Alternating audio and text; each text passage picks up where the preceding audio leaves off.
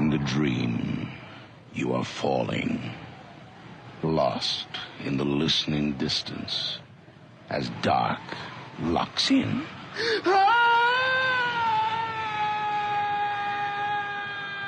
Nightfall.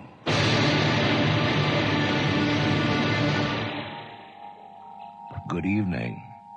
Tonight we have a special Boxing Day treat for listeners who really like to settle into a show. It's a kind of a box lunch, based on the Victorian short story by Sir Walter Besant and James Rice, and dramatized for this series by P. Norman Cherry. The play is called The Appetite of Mr.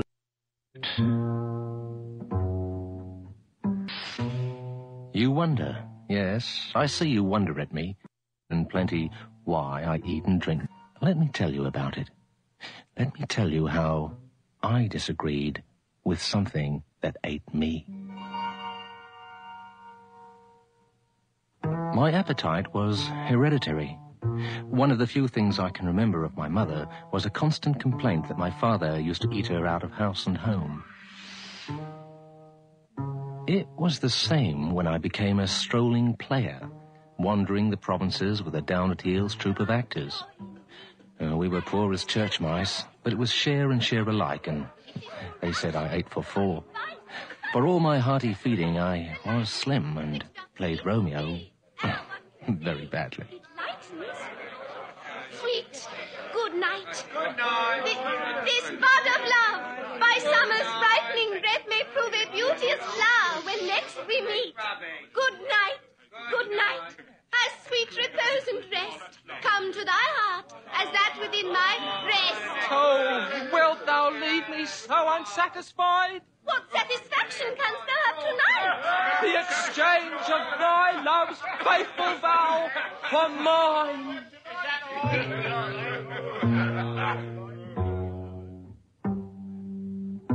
And this was only the truth. For I loved and was loved by Juliet Cairns, named long ago for Shakespeare's Juliet by her father, the theatre's owner. We dared not show our attachment for very fear of Mr. Cairns' anger. But one night, Shakespeare betrayed us. Carried away by our passion, Juliet and I forgot to act. Old Cairns himself was in the audience that night. The audience thought it was good acting. He knew what he saw. Next morning, the instant he caught sight of me... Mr. Lowcroft, be so good as to step into my office at once, please. Mr. Cairns, sir, I'm very sorry about last night, truly I am. Now, look here, Lowcroft, you're a good young fella and a likely actor. But I can't have you spoiling my Juliet for the stage, so I'm going to put her up without you. But, sir...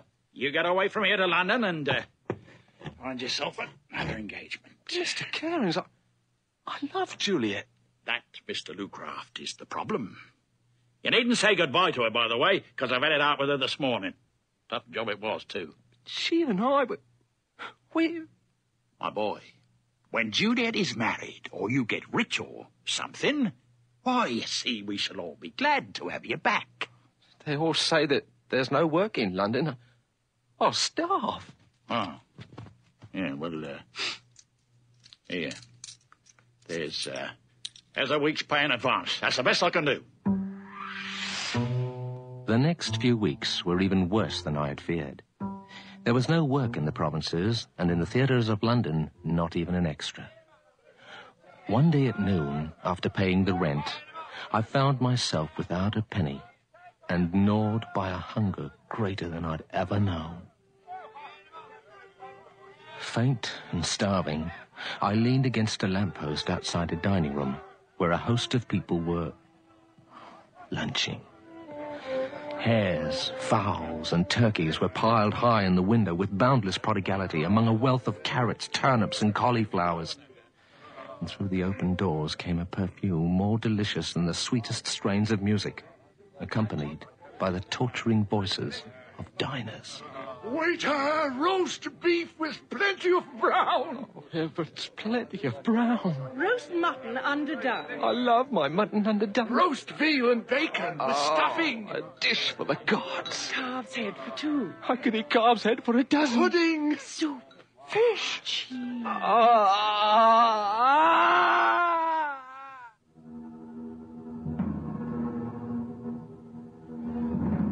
At that moment, as I was nearly fainting, there came down the street a monstrous old man, bearing before him like the Lord Mayor, a gross and swollen abdomen, walking very slowly as if the exertion might kill him, and leaning upon a thick cane. He had white hair, white whiskers, and a purple face. Indeed, he might have resembled St. Nicholas, except for his eyes, flushed with red veins that gave him a wolfish expression. Young man, you look ill. Have you been drinking? No, sir. I'm only hungry. Oh, so hungry. Here's a pretty fellow for you. Hungry? The most enviable position a man can be in, and he dares to complain at his lot. Complain? What are the lower classes coming to next, I wonder? This London is a gigantic caravan, full of the most splendid things which it only wants an appetite to eat, and he's got that, and he laments. What is the use if you have no money? Is yours a small appetite as a rule, or is it a large one? Large. Huge. Born with it. It's very awkward just now. Young man, come with me now and once. But Don't sir... talk. That may interfere with the further growth of your appetite. Walk slowly and keep your mouth shut.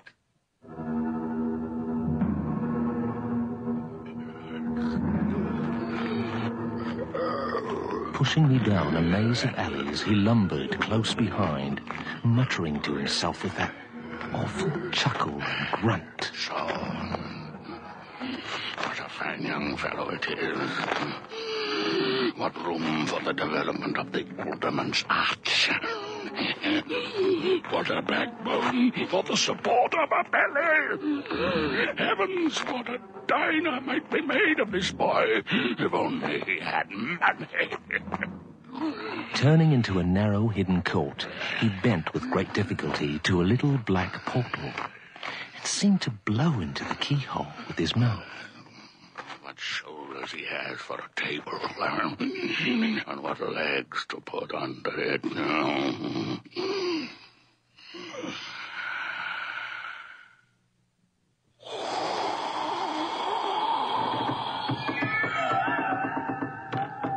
And the door opened.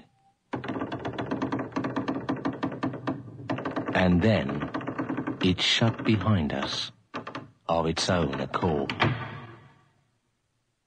We stood in a large room, resplendent with the light of at least 40 wax candles, in whose shimmer there gleamed a magnificent dining table, set for one.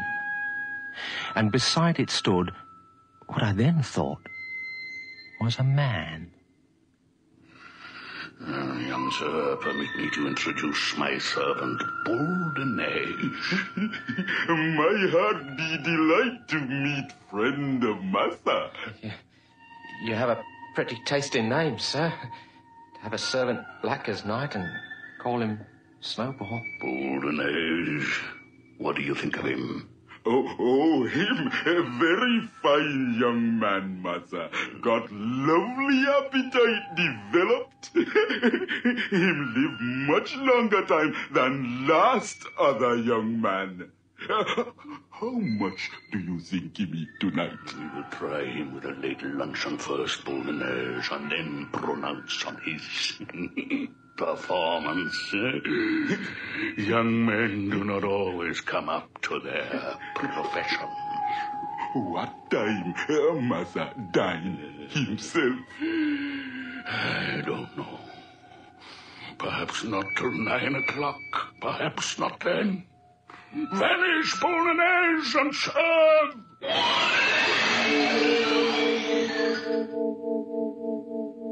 Did the ancient servant go through the floor? Did the table sink when he disappeared and come up loaded with succulent dishes? It seemed so. Food. A banquet. Oh, let me eat. One moment only, a single moment.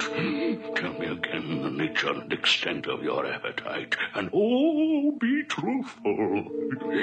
Our little tongue should never lie for mutton chop or apple pie. You know the hymn? I've got the devil of an appetite. What is there to lie about? My dear young friend, yours may be fierce at first and promise great things and then end in a miserably small performance. I have known such. Tell me, if you eat your fill now, it is 4:30, when you think you might be ready again? I should say about 8. But I might do something light about 7, I dare say. Right now I could eat a mountain. A mountain! Wonderful are the gifts of Providence. My dear young friend, I am very thankful, deeply thankful that I met you. Sit down and let me take the covers off for you. I long to see you eat. I will wait upon you myself. No one else. Just we two. And the delectables.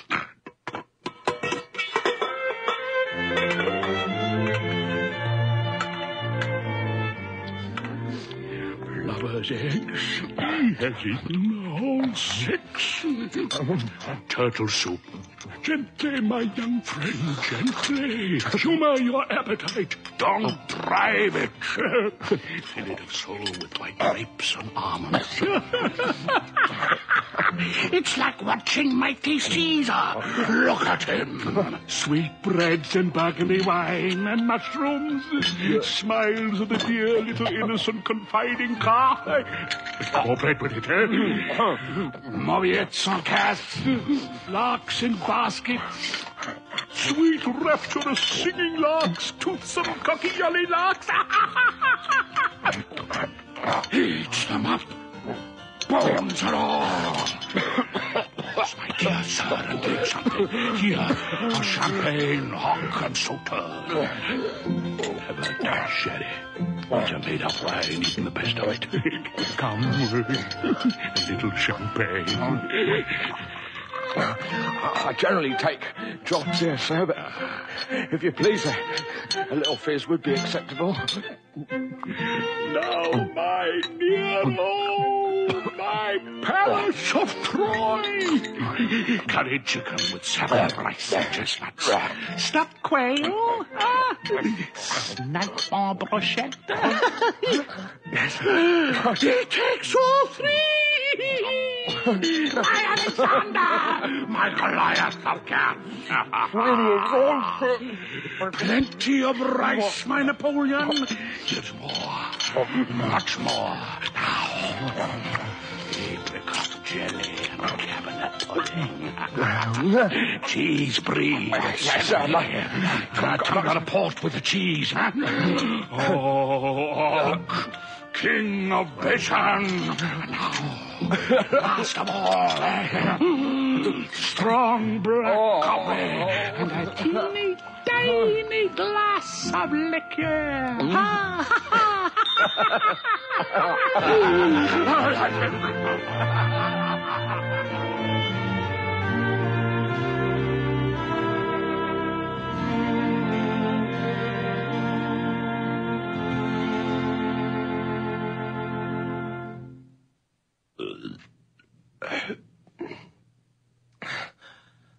Sir, I am more grateful than I can tell you. And the gratitude.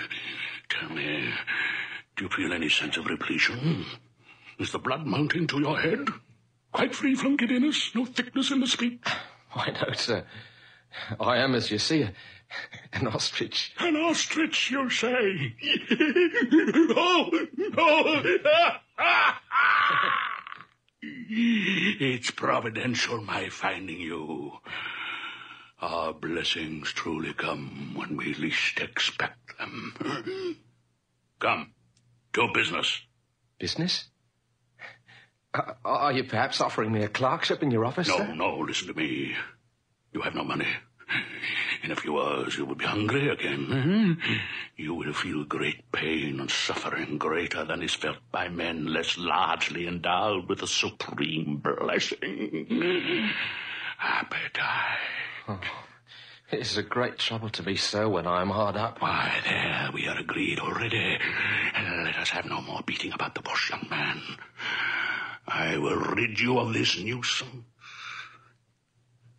I will buy your appetite off you. I beg your pardon? A strange offer, I know, but nothing easier. Read this. I, Luke Lucraft, being of sound mind. How did you know my name? Touch man, a mere detail. Read on.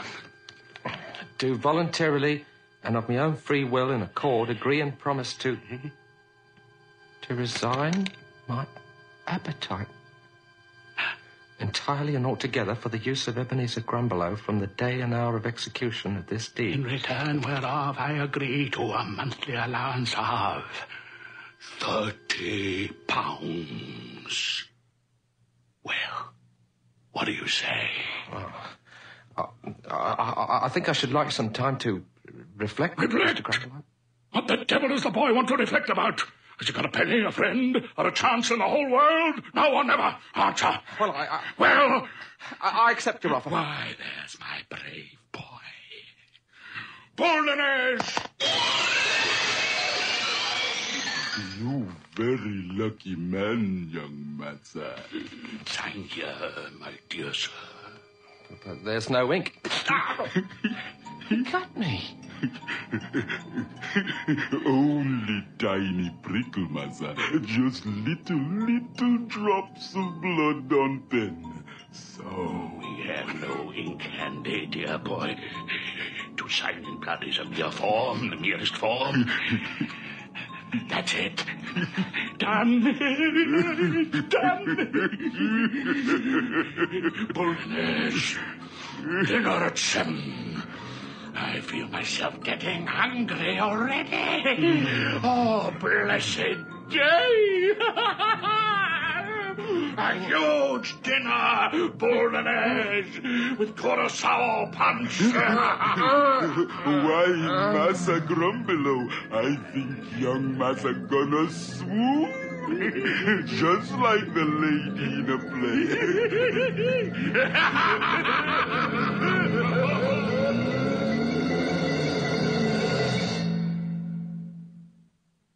When I came to myself, I was home again, in my squalid little room.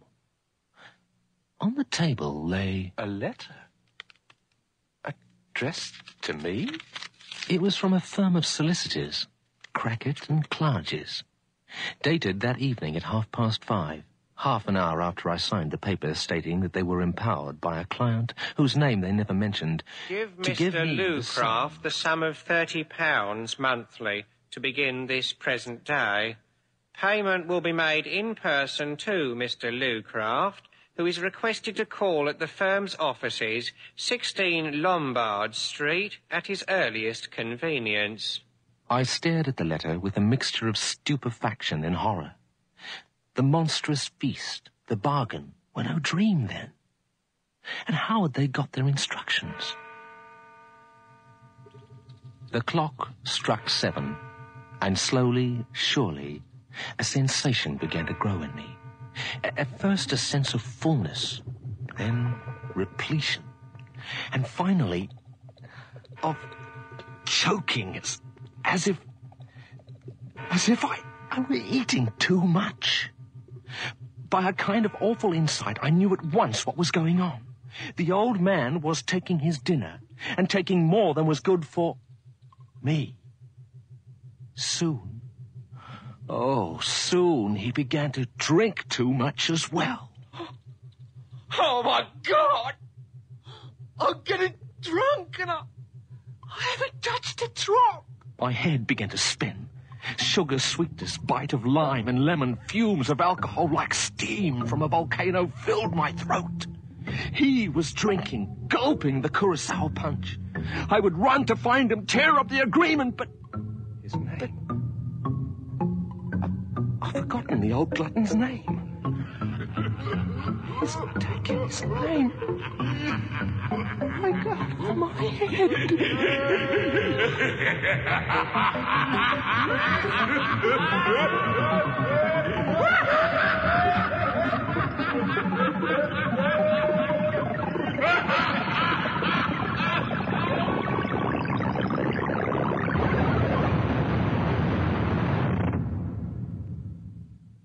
Next morning, I woke with my head splitting and my stomach in flames. I hated the sight, the smell, the very taste of food. Forcing down a tiny morsel of breakfast, I went with heavy heart to the solicitors to receive my blood price. Ah, Mr. Lucraft, I thought you would soon come round to us after the letter. Here, sign that. You haven't been long. None of them are. May I ask, sir, if you know... I'm not allowed to answer any questions you may put, Mr. Lucraft, nor to ask you any.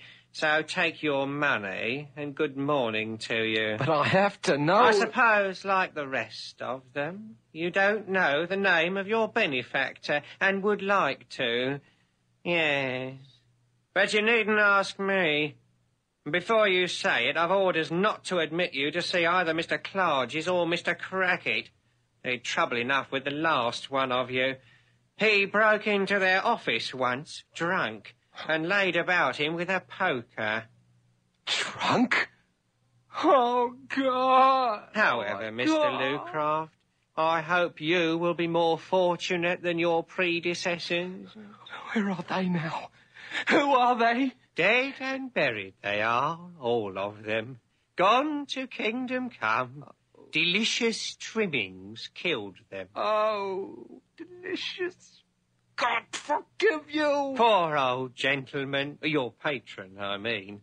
He's too good for this world, as everybody knows. He did say when the last went off, he would have no more. He wept over it, and declared that his bounty was always abused. But there never was such a benevolent old chap. I only wish he'd take a fancy to me.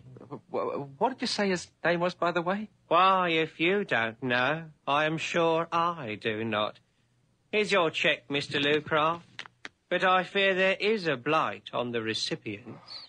Oh, indeed. Lord, what a healthy chap Tom Kirby looked when he first came for his cheques. Strong as a bull and fresh as a lark. A good appetite, had he? No. Couldn't eat anything after a bit. Said he fancied nothing. Oh.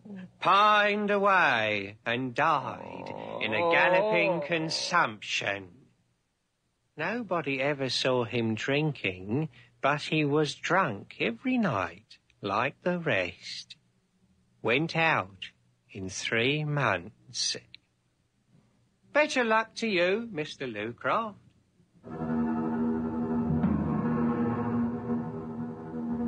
From that moment on, I lived in hell.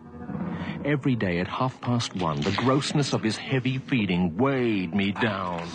But at least at midday he drank. At night, it was pure horror. His dinner began at 7.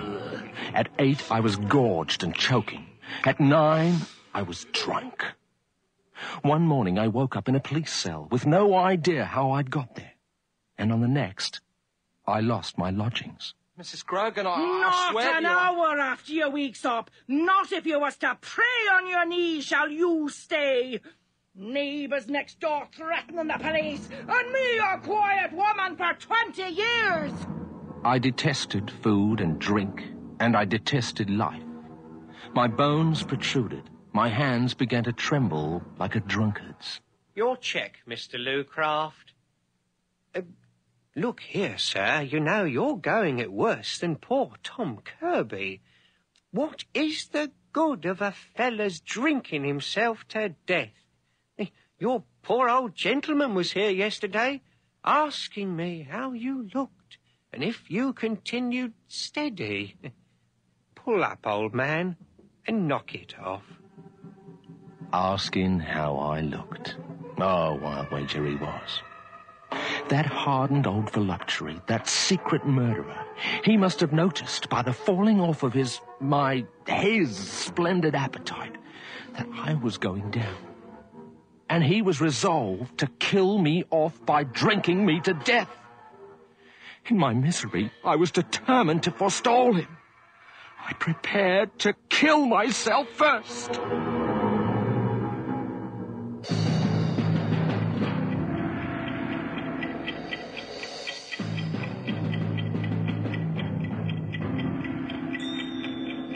But the next evening at 7, as I sat in my lonely room, awaiting yet another drunken bout, suddenly... My God! What is it? I've never felt like this before. It's gone. Where is the choking feeling? Where's the drunkenness? It can't be. It can't be that I'm free.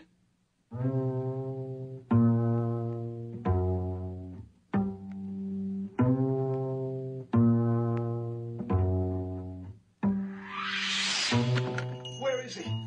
Where's that damn clerk? Let me see him. Moderate your language, Mr. Lucraft. This is a solemn moment. It is my melancholy duty to inform you that your patron is dead. I knew it. I knew it. I've been a free man since last night. Look at me. I'm cold sober. On such a sad occasion, I should certainly hope so, Mr. Lucraft. I have the honour to present our senior partner, Mr. Crackit. Mr. Lucraft, my deepest sympathies. The poor old gentleman is gone at last. Apoplexy. I know. I didn't understand it at the time, but I felt him. I felt him depart last night. A most affecting sympathy. If you will examine this deed, Mr. Lucraft, you will find that Mr. Grumbelow is as generous to you in death as in life, sir. Grumbelow. That's the name. Grumbelow. Why generous? He has left you £500 in his will, Mr. Lucraft. Look. 500. What for? What is he up to now? An ungrateful turn of phrase, young man. Mr. Grumbelow's love for the poor and humble was a byword to all who knew him. He asked nothing but that you care for his aged servant, Mr. Boldenez here, and cherish him as if he were your own father. No. Why, Massa, Boldenez, very good servant. Cook a lovely dinner, make young Massa rich like Massa Grumbelow. I'd rather hire the devil. Mr. Lucraft! If Massa likes, that can be arranged.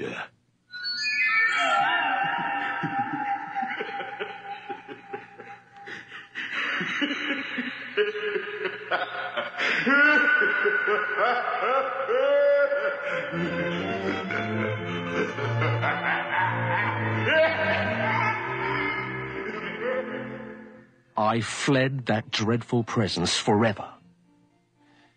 But I had saved a good deal of my monthly payments from the old monster, and my old master, Mr. Cairns, welcomed me back with open arms. And so, did his daughter Juliet. I've been a happy man ever since, except for a certain distaste for the groaning tables of Christmas, as you see. A month after our marriage, I told my darling Juliet the whole story. She asked if I took her for a fool. All the same, she has never allowed me the key of the spirit's case.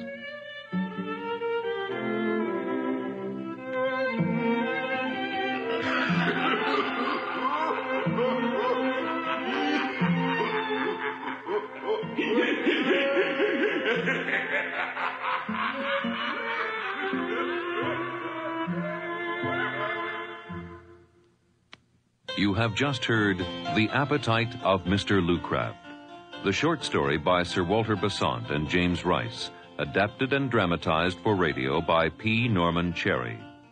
Featured tonight were Graham Haley as Lucraft and Douglas Kemble as Ebenezer Grumbelow. Nikki Guadani played Juliet with Leslie Yeoh as Mr. Cairns. Abbott Anderson played the mysterious Boule de Neige, and you heard Robert Christie as Mr. Crackit and John Peters as the law clerk. Other voices in the cast were played by Maureen Fitzgerald. Our recording engineer is Ray Folsick, with sound effects by Matt Wilcott. Our production assistant is Nina Callahan, and the series story editor is Earl Toppings. Nightfall is produced and directed for CBC Radio by Bill Howell.